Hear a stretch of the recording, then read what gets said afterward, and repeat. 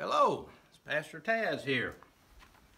This is Scooter, my friend. Actually, you're looking at the north end of my friend Scooter, who's facing southbound here, but he just needed a little attention to his foot there, and I was doing a little work on him.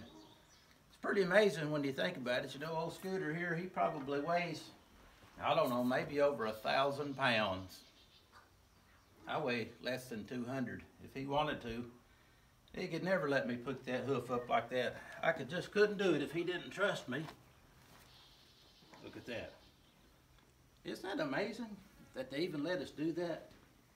If he wanted to, he could kick me all the way across the field. But we've built a relationship of trust over the years. You know, when there's trust, that's the only way there really is a relationship, isn't it? Whether it's trust between friends or trust between a person, a human, and an animal, dog or horse, whatever it may be. If there's a relationship, there's an element of trust there. Trust between a man and a woman.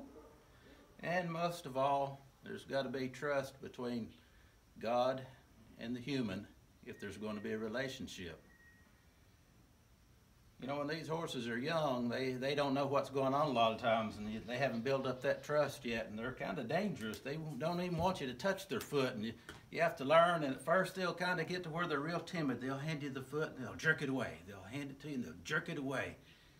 And that's kind of like folks are with God sometimes, you know. It's like, can I really trust God? You start to trust Him just a little bit, and then you'll jerk it away and want to do your own thing. But over time, old Scooter learned that whenever I pick up his foot, I don't mean him any harm. It's to do him something good, and I think he's figured that out over time. It's to his benefit. And that's sort of like that relationship with the Lord, that you learn to trust Him even when you don't understand sometimes, because, where are you going, Scooter? Because you learn that whatever God's asking you to do, it's for your benefit. The old devil will tell you that God don't want you to have no fun, that God don't want you to do this, God don't want you to do that. But when you learn to trust, it's like that song we sing, it's trust and obey. Obedience is just a simple follower of when you really trust the Lord and you realize that whatever He's asking me to do or whatever He's forbidding me to do is for my own good. And you learn that sometimes through the school of hard knocks when you don't do what God tells you to do, or you do something God tells you not to do, and then you have all these regrets later on, the people that you hurt in your life, and how things can bring judgment in this world upon yourself. And you know, sometimes you may even be sitting in jail thinking, boy, if I'd just done what God told me to do. It's not that I didn't know the right thing, I just thought I could do my own thing. And you find out.